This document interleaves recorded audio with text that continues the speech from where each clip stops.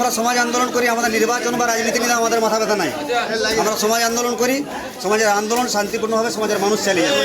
গত ২৬শে মে ঝাড়গ্রাম ব্লকের গড় শালবনী এলাকায় তৃণমূল কংগ্রেসের সর্বভারতীয় সাধারণ সম্পাদক সাংসদ অভিষেক বন্দ্যোপাধ্যায় ও রাজ্যের মন্ত্রী বীরবাহা হাঁসদার গাড়িতে হামলার ঘটনায় জড়িত থাকার অভিযোগে কুর্মী সমাজের ১১ জন নেতা ও কর্মীকে পুলিশ ও সিআইডি গ্রেপ্তার করে। ধৃত কুর্মী সমাজের নেতা ও কর্মীদের মুক্তির দাবিতে ঝাড়গ্রাম জেলা জুড়ে কুর্মী সমাজের আন্দোলন অব্যাহত রয়েছে।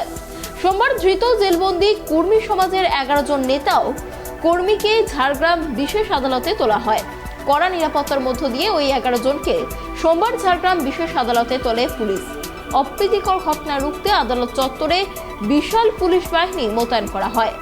যখন ওই ১১ জন কুর্মী সমাজের নেতা ও কর্মীদের আদালতে তোলা হচ্ছিল, তখন কুর্মী সমাজের মানুষজন জয় গরম স্লোগান দিয়ে তাদের স্বাগত জানায়। ঝাড়গ্রামের বিশেষ আদালতে তোলা হলে ১১ জন কুর্মী নেতা কর্মীকে ১৪ দিনের জেল হেফাজতে রাখার নির্দেশ দেওয়া হয়।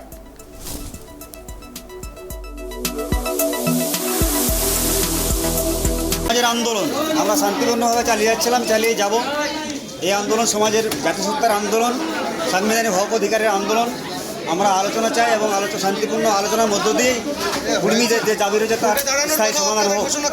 না, আমরা সমাজ আন্দোলন করি, আমাদের নির্বাচন বা রাজনীতি নিয়ে আমাদের মাথা ব্যথা নাই। আমরা সমাজ আন্দোলন করি, সমাজের আন্দোলন শান্তিপূর্ণভাবে সমাজের মানুষ চালিয়ে যাবে। আমাদের সমাজ আন্দোলন সামাজিকভাবে শান্তিপূর্ণভাবে চলছে। আমাদের রাজনীতি